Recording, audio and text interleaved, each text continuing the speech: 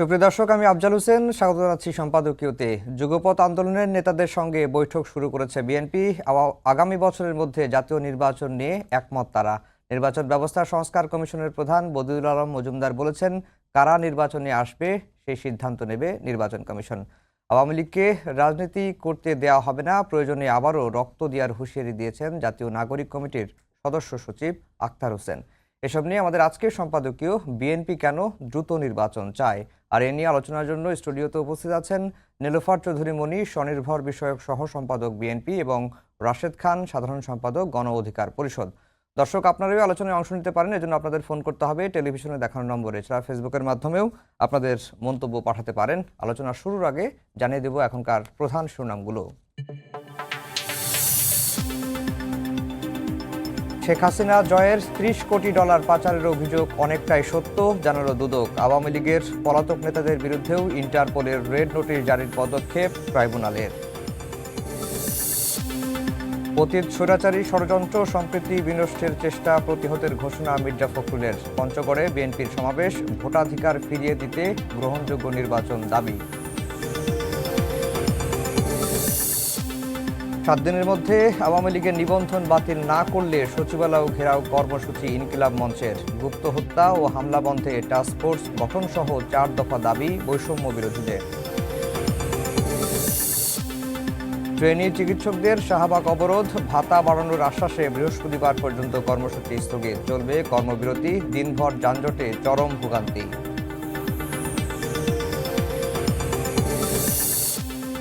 রাজনৈতিক দলগুলোর সদিচ্ছা ছাড়া গণমাধ্যমের টেকসই সংস্কার সম্ভব নয়, মত জ্যেষ্ঠ সাংবাদিকদের। সুরক্ষা আইন ও ন্যূনতম বেতন কাঠামো চালুর সুপারিশ করবে কমিশন।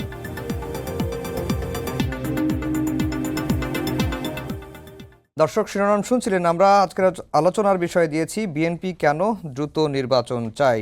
মনিয়াপা, আপনাকে দিয়ে আলোচনা শুরু করব। এই নির্বাচনের তারিখ বা রোডম্যাপ সুনির্দিষ্টভাবে ঘোষণা তো এখন পর্যন্ত হয় নাই, এবং বিএনপি শুরু থেকেই বলে আসছে যে এই সরকারকে তারা সহযোগিতা করে আসবেন বা করছেন, এবং এখনো পর্যন্ত করে আসছেন। কিন্তু এই নির্বাচনের সুনির্দিষ্ট তারিখ ঘোষণা না হওয়ার কারণে অন্তর্বর্তী সরকারের প্রতি বিএনপির মনোভাব কি বদলে গেছে কিনা? আপনাকে ধন্যবাদ। যারা শুনছেন আমার শুভেচ্ছা অভিনন্দন, আমার সহ আলোচককে শুভেচ্ছা। দেখেন, বিএনপি প্রথম থেকেই তো এই সরকারকে সহযোগিতার আশ্বাস দিয়ে এসেছিল। শুধু আশ্বাস দিয়েছিল তা না, বিএনপি আশ্বাসের মতো কাজও করেছে অনেক। যখন ডেকেছে তখন গিয়েছে, গুরুত্ব দেয়নি তাও কিছু বলেনি। যখন ডেকেছে তখন মনে করিয়ে দিয়েছে যৌক্তিক সময়, রোডম্যাপ, নির্বাচন, সবশেষে তারা ওইভাবে গা করেনি। এখনও যেটা করেছে আপনি দেখেন, প্রধান উপদেষ্টা বললেন যে এই 25-এর শেষ নাগাদ অথবা 26-এর শুরুতে নির্বাচন হবে। তো বাঁশের চেয়ে নাকি কঞ্চি বড় থাকে, শুনি মাঝে মাঝে। কঞ্চি হঠাৎ করে বলে ফেললেন, তার প্রেস সচিব বলে ফেললেন যে 30 জুন নাগাদ নির্বাচন হবে। 30 জুনে নির্বাচন হয় না কখনোই, বাংলাদেশের প্রেক্ষাপটে হয় না এরকম, আপনি খেয়াল করেন তো। আর আবহাওয়া যেহেতু পরিবর্তনশীল, ওই টাইমটায় আবহাওয়াটা কিন্তু ভালো থাকবে না, গরম তো। আর তাছাড়া এত দেরি করারও তো কোনো কারণ নাই। অন্তর্বর্তীকালীন সরকার, তাদের এত দিন থাকার কারণটা কি? তারা দেশটা একটু সুশৃঙ্খলের মধ্যে নিয়ে আসবে। যে সংস্কারের কথা বলা হয়, সংস্কারগুলো তুলে দিবে, সংস্কারের গতিতে এগোতে থাকবে, তারা নির্বাচন দিয়ে দিবে। প্রধান উপদেষ্টা যেটা বলেছেন ওটাও কিন্তু ধরি মাছ নাছুই পানির মতো, যে উনি বলেছেন যদি এটা হয় ওটা হয়। এক সময় না এক সময় শেখ হাসিনাও তো এরকম কত কথা বলতেন, এক সময় না এক সময় তো পতন হবেই, হয়েছেও।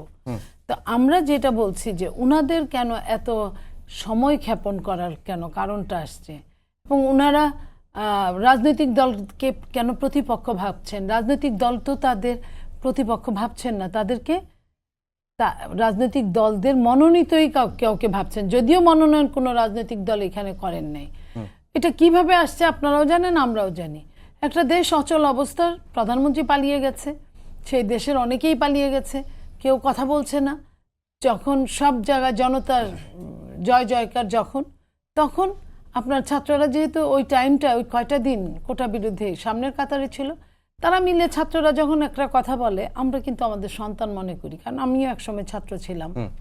যখন আমরা ছাত্র অবস্থায় বাবা মাকে একটা কথা বলতাম, অনেক সময় বাবা মা জানতো আমরা ভুল বলছি, তারপরেও কিন্তু কিছু বলতো না। এটা হতে পারে ভালোবাসার অতিশয্য, তারা তো আমাদের কম্পিটিটর না। তাদেরকে আমরা দেখভাল করে মানুষ করছি এই জন্য যে ভবিষ্যতে তারা আমাদের জায়গাটা দখল করবে, কিন্তু ভবিষ্যতের জায়গা যদি বর্তমান বা আপনার মানে কি বলবো সদ্য অতীত এই টাইমগুলোয় তারা যদি দখল করে, এটা তো তাদের জন্যও খারাপ, কারণ তাদের শিক্ষাই শেষ হয় নাই। তারা পৃথিবীর যুগ যুগে, আমি বলি মাঝে মাঝেই যে ৭১-এ যারা আন্দোলন করেছিল, যারা দেশ স্বাধীন করেছিল, তারা কিন্তু বেশিরভাগ ছাত্র ছিল। তাদের নেতৃত্বেই কিন্তু সবাই নেমেছিল, তখনও ঝাঁপিয়ে পড়েছিল জনগণ, বাংলাদেশের মানুষ।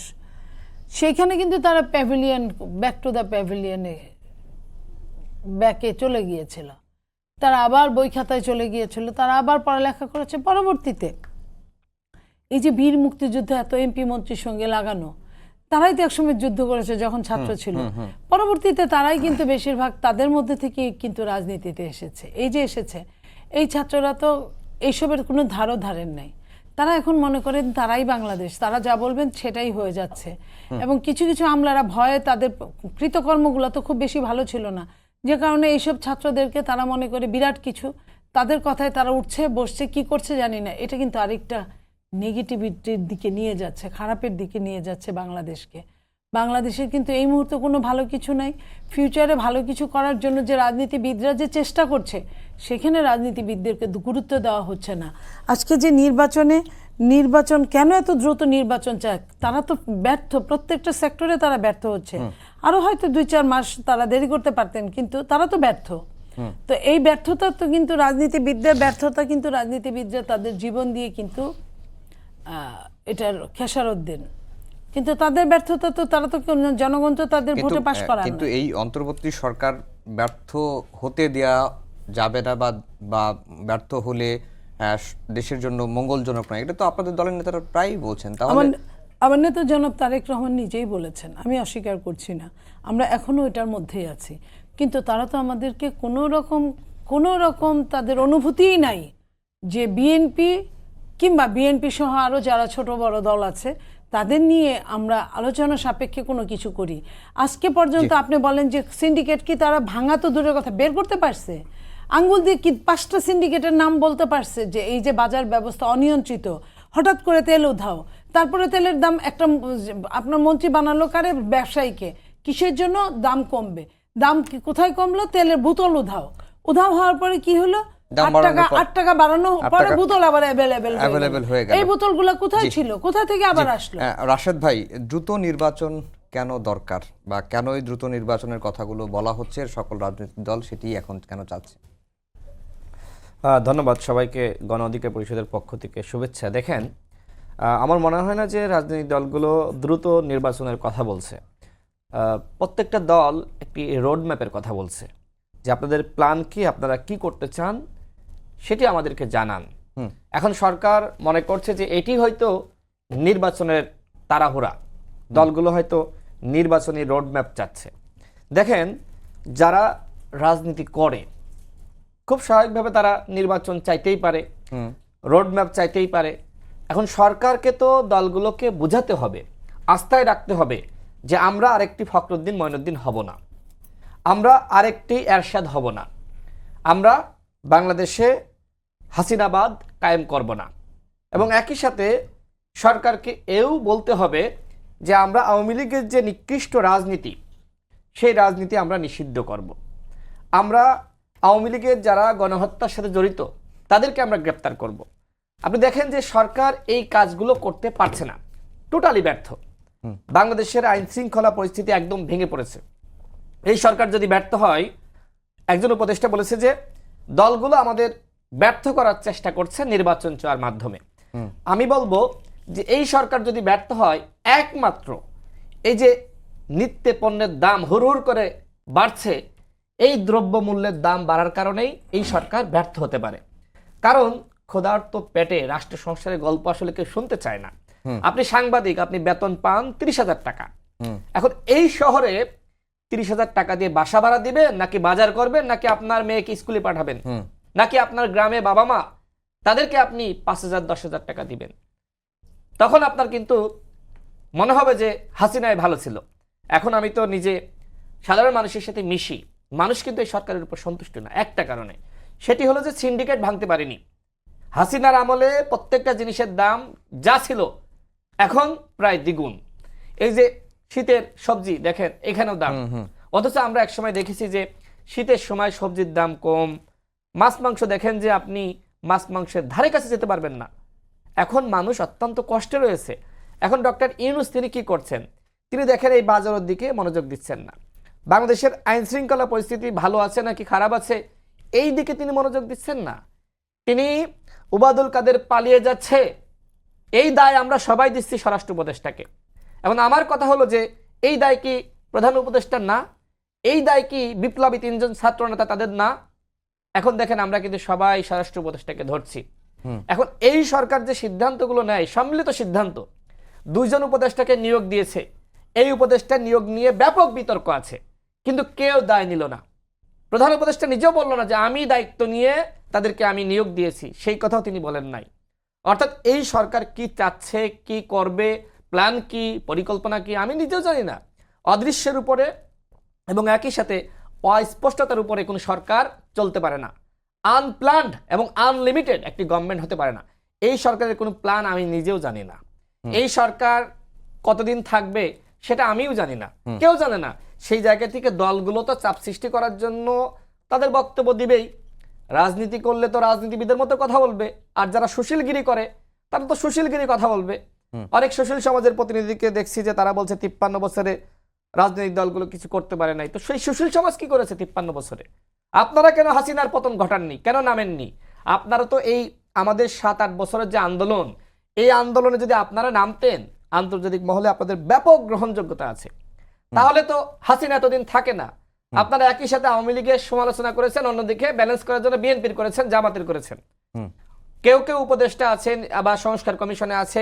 জামাতকে যখন নিষিদ্ধ করা হলো, সেই সংস্কার কমিশনের নেতারা তারা কিন্তু কি বললেন? তারা বললেন, সাধুবাদ জানালেন, হাসিনাকে জয়গান শুরু করে দিলেন হাসিনার। তো এই হচ্ছে অবস্থা। এই সরকার তো আওয়ামী লীগের পুনর্বাসন করছে, স্পষ্টভাবে বলতে হবে। অন্যথায় যদি পুনর্বাসন না করতো তাহলে আওয়ামী লীগকে কারোর সাথে আলোচনা দরকার নাই, বিএনপির উপর দায় চাপানোর কোনো প্রয়োজন নাই। এই সরকার সর্বপ্রথম আসার পরেই এই গণহত্যার দায় স্পষ্ট। শেখ হাসিনা গণহত্যার মাস্টার মাইন্ড ওবায়দুল কাদের, আসাদুজ্জামান খান কামাল, হাসান মাহমুদ থেকে শুরু করে যাদেরকে আমরা সবসময় দেখেছি বগর বগর করে, ফকর করে, হ্যাঁ উল্টা পাল্টা কথা বলে, এরাই গণহত্যার মাস্টার মাইন্ড। সর্বপ্রথম এই সরকার ক্ষমতায় এসে আওয়ামী লীগকে নিষিদ্ধ করত, এবং আওয়ামী লীগের মিনিমাম 1 লাখ নেতাকর্মীকে গ্রেপ্তার করা দরকার ছিল। আজকে যে দেশটা অস্থিতিশীল কেন? কারণ আওয়ামী লীগ বিভিন্ন জায়গায় ষড়যন্ত্র করছে। আপনি আওয়ামী লীগের কয়জনকে ধরেছেন? এই যে সরকার পদে পদে ব্যর্থ হচ্ছে, দেখেন একটি কথা কিন্তু স্পষ্টভাবে বলতে হবে যে যখন একটি অন্তর্বর্তীকালীন সরকার বা তত্ত্বাবধায়ক সরকার ব্যর্থ হয় তখন কি হয়? বাংলাদেশের অতীতের ইতিহাস কি বলে? তখন সেনাবাহিনী ক্ষমতা টেক ওভার করে। এখন বিএনপির তো এই ভয়টা আছে যে আবার যদি সেই 1-11-এর মতন সেনাবাহিনী ক্ষমতা টেক ওভার করে দেন, বিএনপি যদি এইবার ক্ষমতায় না আসতে পারে, বিএনপি মনে করছে যে আমরা ধ্বংস হয়ে যাব। সুতরাং বিএনপি বাঁচার জন্য বা তার দলকে টিকে রাখার জন্য এই যে সংগ্রাম, এখন টিকে থাকার সংগ্রাম, এই কারণে বিএনপি সরকারের উপর চাপ সৃষ্টি করছে এবং রোড ম্যাপ দাবি করছে। আমি মনে করি দল হিসেবে যে কোনো দল নির্বাচন চাইতেই পারে, এটি চাওয়া অন্যায় না, এটি চাওয়া বরং নাগরিক অধিকার। তো সরকারকে এই নাগরিক অধিকারের প্রতি মর্যাদা রাখতে হবে, দলগুলোকে আস্থায় রাখতে হবে। এখন দলগুলোর সাথে আপনি তো দূরত্ব সৃষ্টি করছেন। কয়দিন আগে আপনি ডাকলেন জাতীয় সংলাপ, এরপরে আপনার একজন তথ্য উপদেষ্টা যে বক্তব্য দিল, ওই সংলাপ তো ব্যর্থ হয়ে গেল, ওই সংলাপের আর কোনো মূল্য থাকলো না। এরপরে পরিবেশ উপদেষ্টা আরেক বক্তব্য। এই যে উপদেষ্টাদের নানানমুখী বক্তব্যের কারণে কিন্তু দলগুলো সন্দেহ সংশয়ের মধ্যে রয়েছে যে আর একটি 1-11 বা আর একটি কিংস পার্টি গঠন করে সরকার আসলে ক্ষমতায় থাকার চক্রান্ত করছে। আপনার কাছে আবার আসবো মনে আপনার শেষের কথা দিয়েই যেটা আপনার কাছে জানতে চাই যে বিএনপি আসলে আশঙ্কা করছে যে আবারও একটি 111 হতে পারে কিনা। বিএনপি আসলে বাঁচার জন্যই সরকারের উপর চাপ সৃষ্টি করছে, যেটা আসলে বললেন। আর একটা বিষয় বলছেন যে আপনি বলছেন যে সংস্কার চলবে সংস্কারের গতিতে, কিন্তু বিএনপি ক্ষমতায় গেলে যে সংস্কারগুলো চলবে তার গ্যারান্টি কি? দেখেন, সেটার জন্য তো আলোচনার তো বিকল্প কিছু হতে পারে না। অনেক সময় তো যুদ্ধের আগে একটা দেশ থাকে, যুদ্ধের পরে 2টা দেশ হয়ে যায়। সেখানে কি হয়? আলোচনা সাপেক্ষে তো যা করার সেটাই করে। ঠিক এরকমই একটা সরকার এখন আছে, সেই সরকার আলোচনা করুক, যে এই তুমি সংস্কার করতে হবে। ধরেন আপনি এই সরকার সংস্কার করলো, সংস্কার করে লাভটা কি? বিল পাস না করালে তো সংস্কার কখনো পূর্ণাঙ্গ আপনার বৈধ হবে না। তো পূর্ণাঙ্গ বৈধ করার জন্য যখন বিল পাস করবে, আমার যদি এটা মতের বিপক্ষে হয়, আমি তো বিল পাস নাও করতে পারি, তখন আমার সংখ্যাগরিষ্ঠতা দিয়ে না জয়যুক্ত হয়েছে না জয়যুক্ত হয়েছেই বলা যাবে। তো এই জন্য আমি বলছি যে এই দলগুলোর সাথে বিরোধিতা রেখে কোনো সংস্কারই কাজে লাগবে না, বা সংস্কারের কথা বলে সময় ক্ষেপণ করলেন, আপনার সংস্কার কাজেই লাগলো না, লাভটা কি হলো? আপনার সরকার কেউ ইলিগ্যাল ঘোষণা করে দিল, লাভটা কি হলো? করে দিতেই পারে, আপনি কিচ্ছু করতে পারবেন না। আর একটা জিনিস হলো যে আপনার এই যে কথাটা আসছে যে বিপ্লবে আপনার এই যে যারা এত বেশি তাফালিং করছে, এই যে বিপ্লবকে কেন্দ্র করে যারা সুবিধা নিচ্ছে, সুবিধা নেওয়ার চেষ্টা করছে একটা বিশেষ শ্রেণী, খুব কম তাদের সাথে জনগণ তো নাই, তাদের মধ্যে যারা ছিল তারাও কমে গেছে। তো এই যে সুবিধা নিচ্ছে, এতে তারা পরিত্যক্ত হয়ে যাবে। যুগে যুগে এটা হয়েছে, যে বলে না যে ৭১কে ঠিক মতো ধরে রাখতে পারিনি, ২৪ ধরে রাখতে পারবো কিনা। ২৪ যদি না ধরে রাখতে পারে তাহলে এই দায় তাদের। ২৪-এর শহীদদের যদি নাম মুছে যায় তাহলে এই দায় তাদের, এটা জনগণের দায় না। এই দায় তাদের। এইসব নোংরাম, এইসব মানে অসামাজিক কাজ, এই ধরনের ইল্লিগাল কাজ, যেটা ইল্লিগাল বলতে কি বোঝে, যেটা লিগাল না সেটা ইল্লিগাল। ইল্লিগাল বলতে খারাপ কিছুকেই বোঝায় না।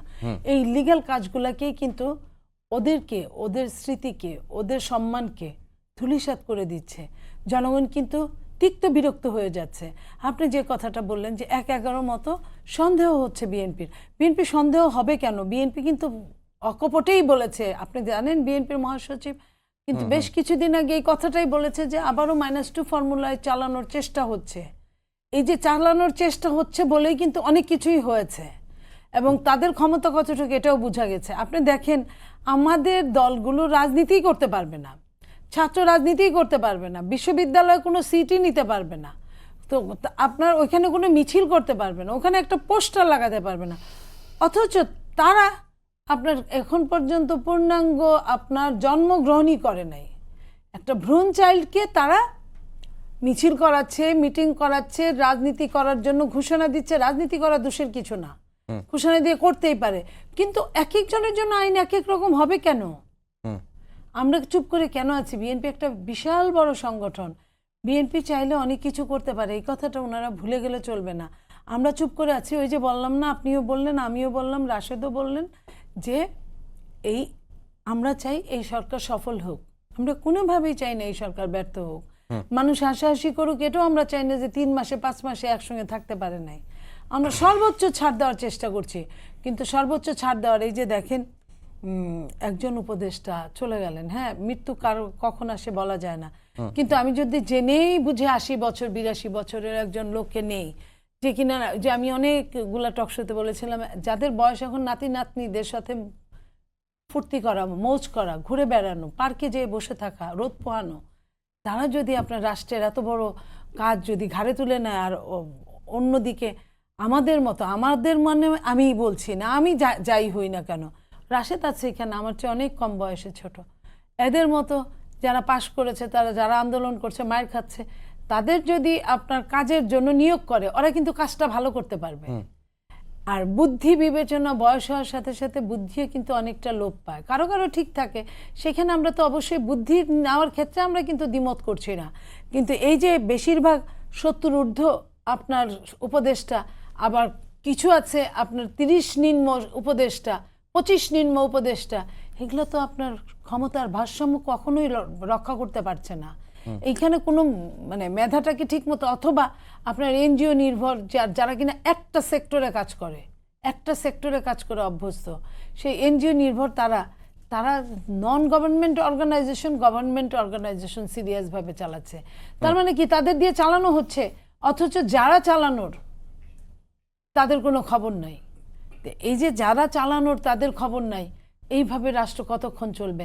আপনি যদি আইনের অনুশাসন রক্ষা করতে পারতেন, আপনি যদি প্রথম দিন থেকেই যদি আওয়ামী লীগের গুন্ডা পান্ডা সন্ডাগুলোকে অ্যারেস্ট করতে পারতেন, আপনি যদি তাদের একটা জায়গায় রাখতে পারতেন, আপনি কি করলেন? কিছু আওয়ামী লীগকে বিদেশ পাঠায় দিলেন। কখন কিভাবে? জামিনও দিয়ে দিলেন কিছু আওয়ামী লীগকে। আপনার যাদের কিনা আপনার রিমান্ডের মতো শাস্তি পাওয়া উচিত। যদিও আমি রিমান্ড সমর্থন করি না, কিন্তু এত বেশি অহরহ তারা কারণে অকারণে রিমান্ড দিয়েছিল যে রিমান্ডটা এখন ইজি হয়ে গেছে।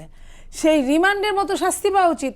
তারা কিনা দিব্যি আছে আপনার হাসপাতালে, দিব্যি আপনার জামিন নিয়ে আছে, যার কিনা 6 দিনের রিমান্ড হয়, রিমান্ড শেষ হওয়ার আগে, রিমান্ড শুরু হওয়ার আগে তার জামিন হয় কিভাবে?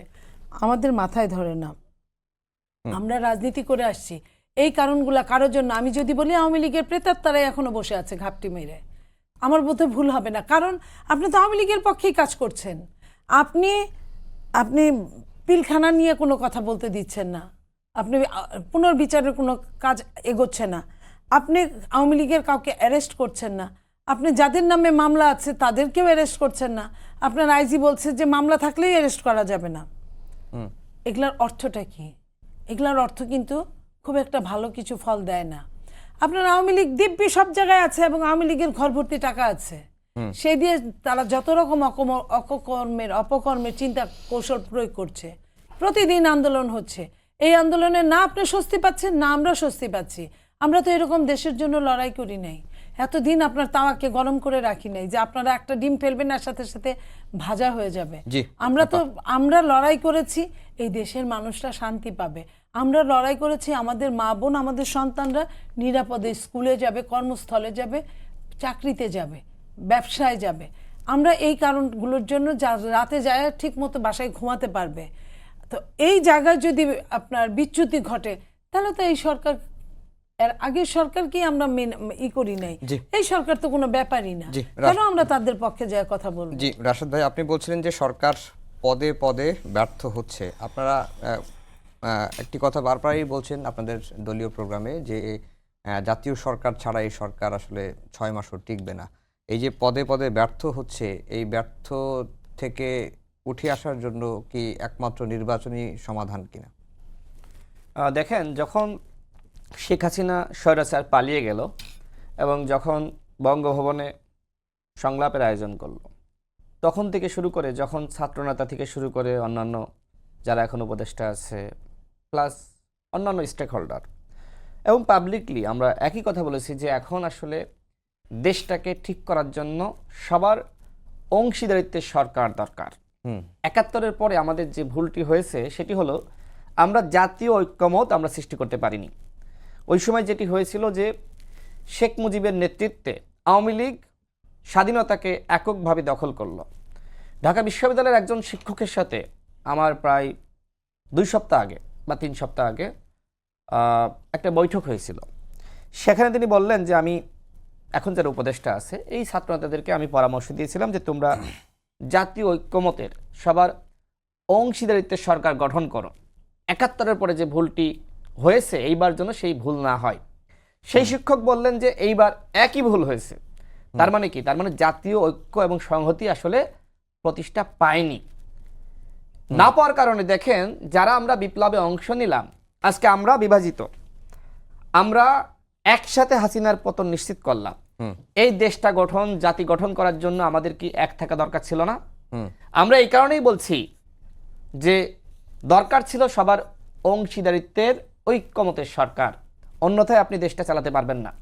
আমাদের এই বিভাজনের সুযোগ নিয়ে আওয়ামী লীগ কিন্তু ফিরে আসার একটি চেষ্টা করবে, বিভিন্ন জায়গায় সমস্যা লাগাবে, কিন্তু আমরা এক থাকলে এই ষড়যন্ত্র আওয়ামী লীগ করতে পারবে না। দেখেন দলগুলোর সাথে এই সরকারের ব্যাপক সংকট সৃষ্টি হয়েছে, অনাস্থা তৈরি হয়েছে। দলগুলো আর এই সরকারকে অধিকাংশ দল আসলে বিশ্বাস করতে পারছে না। জামাত দেখেন, জামাতের বক্তব্যের সাথে বিএনপির বক্তব্যের ব্যাপক তফাৎ ছিল। সেই জামাতও বলছে যে সংস্কারের পরে 6 মাসের মধ্যে ইলেকশন দিতে হবে, জামাতের বক্তব্য। অর্থাৎ 25 সালের শেষ হওয়ার আগে কিন্তু জামাত ইলেকশন চাচ্ছে। কেন চাচ্ছে? কি কারণে চাচ্ছে? অথচ জামাত 4.5 বছরের পক্ষে ছিল না, জানি না, জামাতের বক্তব্য চেঞ্জ হয়েছে। আমি এই কারণে বলছি, আমি বারবার বলছি, চিৎকার করে বলছি, আমার প্রত্যেকটা মাঠ পর্যায়ের বক্তব্য আপনি দেখেন, আমি বারবার বলছি হাসিনাকে ধরতে হবে। যদি দলগুলোকে আপনি আস্থায় রাখতে চান তাহলে আপনাকে কিছু কাজ করতে হবে, সেই কাজগুলো আমি বলি। যদি এই সরকার এই কাজগুলো করে, এই সরকারকে আমিও ব্যাপকভাবে সমর্থন দিব। সেই কাজগুলো একটু শোনেন। সেটি হলো যে সবার আগে হাসিনাকে বাংলাদেশে ফিরিয়ে আনতে হবে, কারণ সে গণহত্যার মাস্টার মাইন্ড। তার বিচার না করে আপনি আর দ্বিতীয় কোনো ব্যক্তির বিচার করলে শহীদের রক্তের সাথে বেইমানি করা হবে। সবার আগে মাস্টার মাইন্ডকে ধরতে হবে, কারণ তার নির্দেশে সমস্ত হত্যা হয়েছে। এবং আওয়ামী লীগ জাতীয় পার্টি সহ যারা বাংলাদেশের গণতন্ত্রকে ধ্বংস করেছে তাদেরকে নিষিদ্ধ করতে হবে। কোনো বিএনপি না, কোনো জামাত না, কোনো গণ অধিকার পরিষদ না, কে কি বললো দেখার টাইম নাই। শহীদ পরিবার কি চাই, আহত যোদ্ধারা কি চাই, তারা চায় যারা গণতন্ত্র ধ্বংস করেছে তাদেরকে নিষিদ্ধ করা। নাৎসি বাহিনীকে নিষিদ্ধ করা হয়েছে, বাংলাদেশে কেন আমরা পারবো না? কেন আপনি বিএনপির ঘাড়ে, মির্জা ফখরুল ইসলাম তার ঘাড়ে আপনি বন্দুক রেখে বলছেন যে বিএনপি চাই না, আমরা চাই না? তো বিএনপি চাই, রোড ম্যাপ, নির্বাচন দিয়ে দেন। এই জায়গায় তো আপনি বলছেন যে বিএনপির কথা শুনবেন না। তার মানে এইটা আসলে প্রধান উপদেষ্টা এবং অন্তর্বর্তীকালীন সরকারের অজুহাত। তারা আওয়ামী লীগকে নিষিদ্ধ করতে চায় না, কিন্তু আমাদের কথা স্পষ্ট, আওয়ামী লীগকে নিষিদ্ধ করতে হবে এবং জাতীয় পার্টিকে নিষিদ্ধ করতে হবে। সেনা হেফাজতে আপনি জানেন 626 জন আশ্রয় নিয়েছিল, সেই তালিকা কেন প্রধান উপদেষ্টা এখনো পর্যন্ত প্রকাশ করছে না? এই যে প্রত্যেকটা প্রতিষ্ঠান ধ্বংস হয়ে গিয়েছিল, আমাদের দেশের সশস্ত্র বাহিনীকেও বিভিন্ন জায়গায় আওয়ামী লীগের দোসররা ছিল না? এই কথা আমরা কেন বলতে ভয় পাচ্ছি? সশস্ত্র বাহিনী সংস্কার কেন করা হচ্ছে না? সংস্কার কমিশন কেন করা হচ্ছে না? আপনার সেই কমিশন তো গঠন করতে হবে। জুজুর ভয় যদি আপনি পান তাহলে এই দেশের কোনোদিন সংস্কার হবে না। সেনাবাহিনীর যদি সংস্কারের প্রয়োজন হয় করতে হবে, বিমান বাহিনী, নৌবাহিনীর যদি সংস্কারের প্রয়োজন হয় করতে হবে। আপনি কেন সংস্কার কমিশন গঠন করছেন না? আপনাকে এই কমিশনগুলো গঠন করতে হবে এবং সেনা হেফাজতে থাকা 626 জনের তালিকা আপনাকে অবশ্যই প্রকাশ করতে হবে। এবং দেখেন, ওবায়দুল কাদের পালিয়ে গেল, স্বরাষ্ট্র উপদেষ্টা দায় নিচ্ছে না। যে মানুষ দায়িত্ব নিবে না তাকে সরিয়ে দেন। স্বরাষ্ট্র উপদেষ্টা একজন অথর্ব উপদেষ্টা, তিনি বারবার প্রত্যেকটা জায়গায় ব্যর্থ হচ্ছেন। বাংলাদেশের আইন শৃঙ্খলা পরিস্থিতি ভেঙে পড়েছে, কোনো জায়গায় কোনো এসপি ফাংশন করছে না, পুলিশের ওসি থানাগুলো ফাংশন করছে না, কোনো পুলিশ ফাংশন করছে না। তাদের সাথে কথা বললে বলে যে আমাদের এখনো পর্যন্ত নৈতিক শক্তি আমরা অর্জন করতে পারি নাই। পরিকল্পিতভাবে, যেহেতু 90% পুলিশ ছিল হাসিনার পুলিশ, হাসিনা পরিবারের, আওয়ামী পরিবারের, সুতরাং এরা আসলে মজা দেখছে। এরা চাচ্ছে যে দেশটা এলোমেলো হয়ে যাক, অস্থিতিশীল হয়ে যাক, আমরা কোনো কিছু কন্ট্রোল করব না। তো আপনি এই পুলিশদেরকে কেন সরাচ্ছেন না? যারা সরাসরি ছাত্র জনতার বুকে হাসিনার নির্দেশে গুলি চালালো, আপনি কয়জন পুলিশ সদস্যকে ধরেছেন, কয়জন র্যাব সদস্যকে ধরেছেন, কয়জন বিজিবি সদস্যকে ধরেছেন? আপনি এই কাজগুলো করতে টোটালি ব্যর্থ হচ্ছেন। আমার কাছে তথ্য আছে স্পষ্টভাবে, স্বরাষ্ট্র উপদেষ্টা নিজে বলেছে যে এখন পুলিশের নামে মামলা নেওয়া যাবে না, পুলিশের নামে মামলা নিলে আমি রাষ্ট্র চালাতে পারবো না, পুলিশ আমার কথা শুনবে না। তো এই হচ্ছে সরকারের অবস্থা। আমাকে আর 2 মিনিট সময় দেন, শেষ করি। আরো দেখেন যে শেখ পরিবার একজনকে গ্রেপ্তার করেছে, একজন শেখ পরিবারের এমপিকে ধরলে না হয় মনকে সান্ত্বনা দিতাম। পালাই গেছে তো। কোথায় পালাই গেছে? বাংলাদেশে আছে, ধরতেছে না। এদের সাথে সরকারের চুক্তি হয়েছে, গোপন চুক্তি, যে হাসিনা পালিয়ে গেছে, হাসিনার যে সকল সাঙ্গপাঙ্গরা ওর পরিবারের যারা আছে ওদেরকে ধরা যাবে না। ওরা অনেকেই বাংলাদেশে এখনো পর্যন্ত আছে, সবাই পালায়নি। শেখ রেহানা শুধুমাত্র হাসিনার সাথে একসাথে পালাইছে, বাকিরা এখনো অনেকে আছে। এদেরকে বিভিন্ন নিরাপদ বিশেষ স্থানে, ওই যে ওবায়দুল কাদের ছিল না বিশেষ স্থানে, মানবজমিন সংবাদ প্রকাশ করেছে, ওই বিশেষ স্থানে হাসিনার যারা পরিবারের সদস্যরা তাদের অনেকে আছে। এদেরকে আপনি কেন ধরছেন না? দেখেন, এবং একই সাথে শহীদের তালিকা এখনো পর্যন্ত 4 মাসেও তারা প্রকাশ করতে পেরেছে? পারেনি। আহত যোদ্ধারা এখনো পর্যন্ত হাসপাতালে ঠিক মতো চিকিৎসা পাচ্ছে না।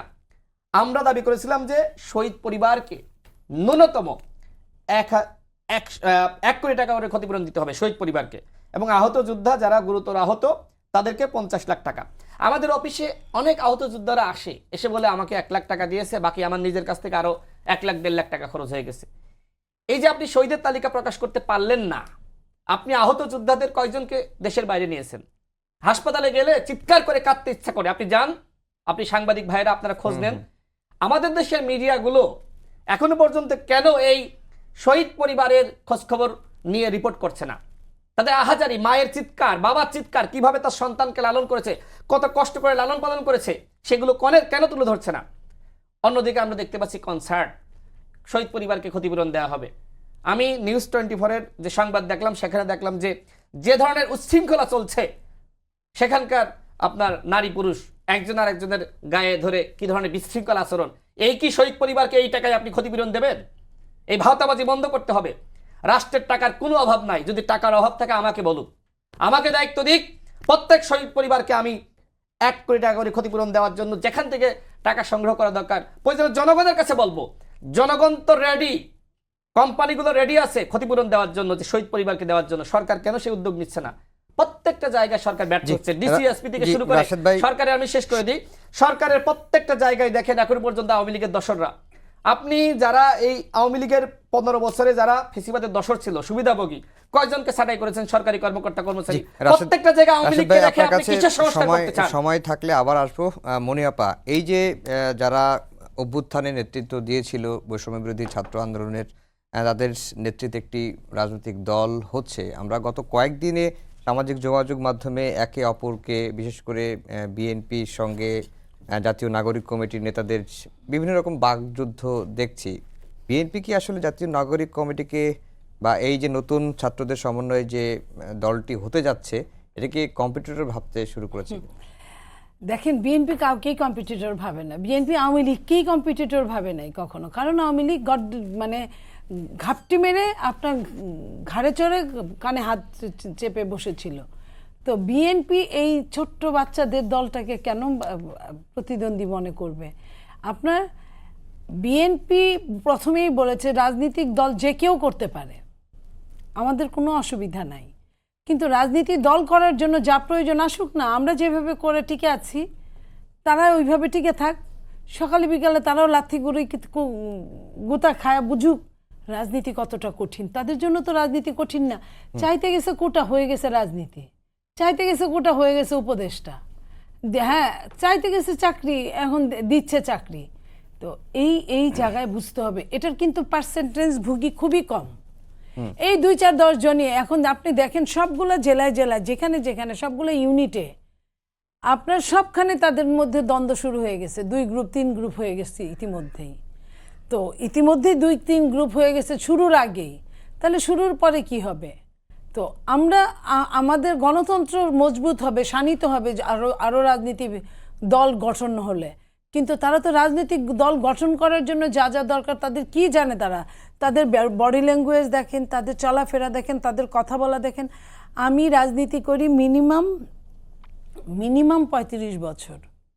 আমি ক্লাস 7-8 থেকে আমি বিএনপির চাট আনি বলতে পারেন।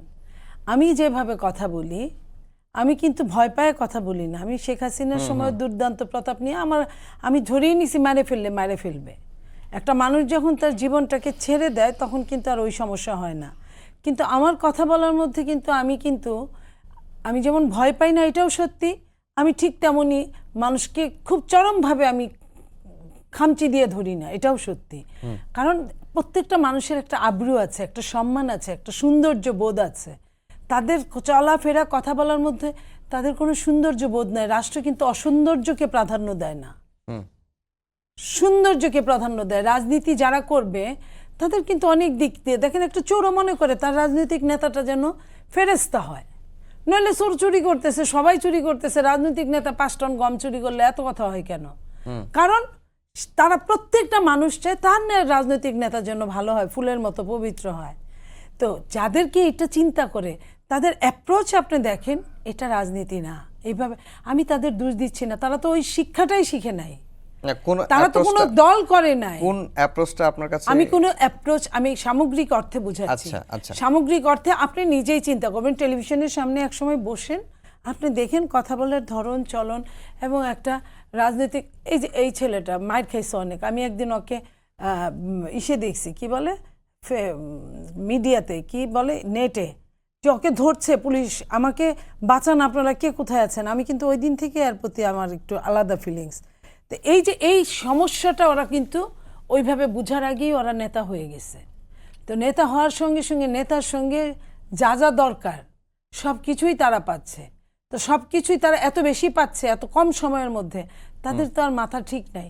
এইটা নিয়ে কিংস পার্টি গঠন করা যায়, বিএনপি, তারপরে আপনার কি নাগরিক ফোরাম, ঐক্য, এইসব জাসদ, বাসদ, ছাত্র ইউনিয়ন, হ্যাঁ গণ অধিকার পরিষদ, এগুলা বানানো যায় না। এগুলা বানানোর জন্য মার খাইতে হয়, জেল খাটতে হয়, কখনো গুমের শিকার হতে হয়, কখনো খুনের শিকার হতে হয়, কখনো হাত দিতে হয়, পা দিতে হয়, এই সব, কখনো পাগল হয়ে যেতে হয়, এইসব করতে হয়। সো এত সহজে যদি সব কিছু পেত, আপনার জন্য অবারিত দ্বার আর আমার জন্য সবগুলা দরজা জানালা সব বন্ধ, কিভাবে সম্ভব? আপনি এটাকে নিয়ে গণতন্ত্র করবেন? এই নিয়ে আপনি গণতন্ত্র খুঁজেন? আপনি নিজেই তো স্বৈরাচার। আপনি তো আসছেন অন্তর্বর্তীকালীন সরকার হওয়ার জন্য। আপনি তো রাজনৈতিক দল গঠন করার জন্য আসেন নাই। তাহলে আপনি তো নিজেই ওরকম।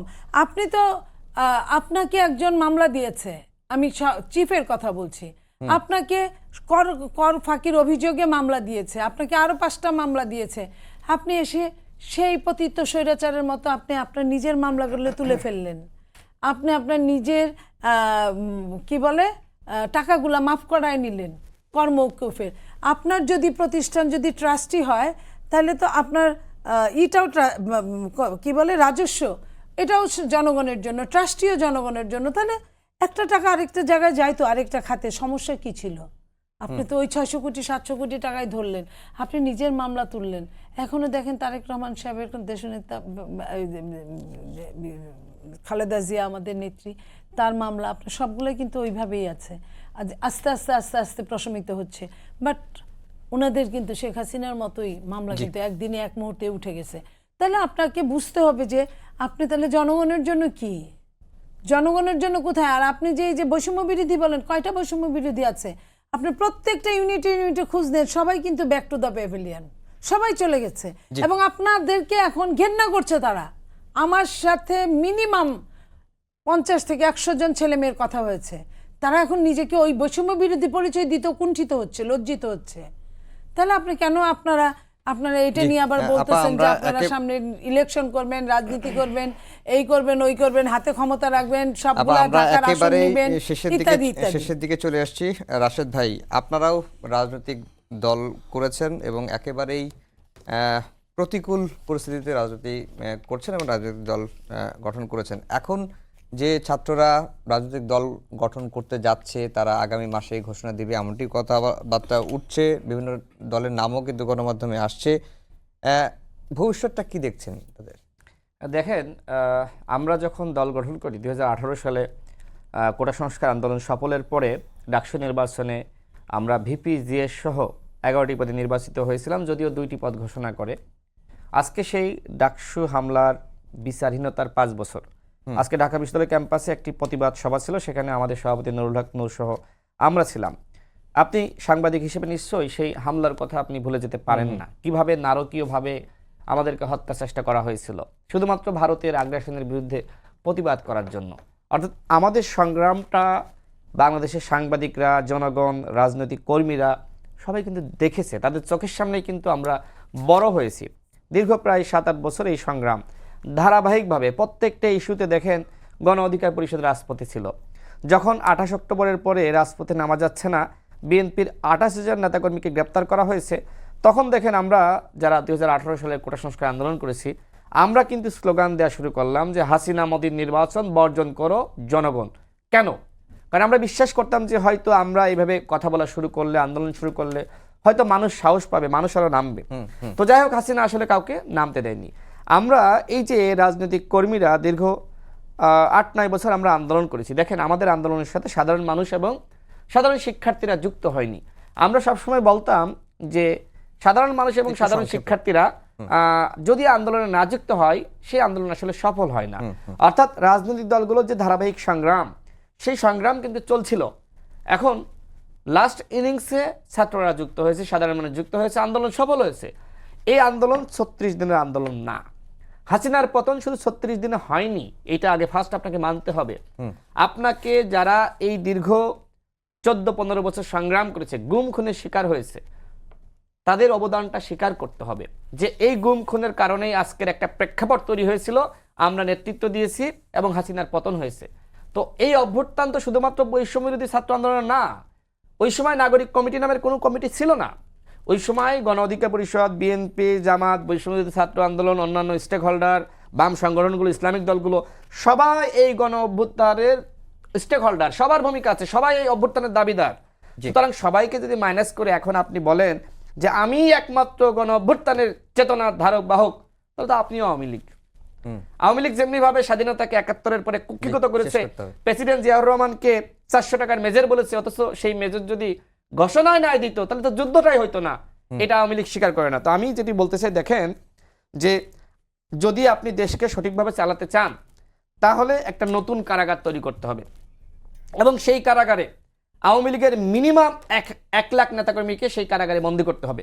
অন্যথায় দেশটা চালাইতে পারবেন না। এটা প্রধান উপদেষ্টাকে করতে হবে। উনি কিন্তু আওয়ামী লীগকে ধরছে না, উনি আওয়ামী লীগকে কোনোভাবেই ধরছে না, শেখ পরিবারকে ধরছে না, ওবায়দুল কাদের সহ ওনারা চাচ্ছেন যে পালিয়ে যাক, পালিয়ে গেলে তো বেঁচে যায়, বিচার করা লাগবে না, ফাঁসি দেওয়া লাগবে না। শেষ করে দিই, 1 মিনিট সময় দেন। 1 মিনিট না, 1 মিনিটে শেষ করি, 30 সেকেন্ডে শেষ করি। আচ্ছা, তো দেখেন সরকারের পৃষ্ঠপোষকতায় কোনো দল যদি তৈরি হয় সরকারের নিরপেক্ষতা নষ্ট হবে। সেই জায়গায় সরকারকে বলবো যারা দল গঠন করতে চায় আসেন, আমাদের মতো সংগ্রাম করে দল গঠন করেন। আমরা তো কোনো সুবিধা নিয়ে, হাসিনার টাকা পয়সা নিয়ে, সুবিধা নিয়ে দল গঠন করি নাই। নির্বাচনে অফার দিয়েছিল, নির্বাচনে যায়নি। আমি তাদেরকে বলবো দল গঠন করবেন, সাধুবাদ জানাচ্ছি, শুভেচ্ছা অগ্রিম জানিয়ে রাখলাম। কিন্তু সরকারের সাথে ন্যূনতম সম্পর্ক রেখে যদি দল গঠন করেন বিতর্কিত হবেন, কিংস পার্টি বলবে। সুতরাং আমরা মনে করি ছাত্ররা, সবাইকেই ধন্যবাদ জানিয়ে শেষ করছি আমাদের আজকের সম্পাদকীয়। আগামীকাল আবারও দেখা হবে রাত 10টায়। দেখার আমন্ত্রণ রইল। শুভরাত্রি।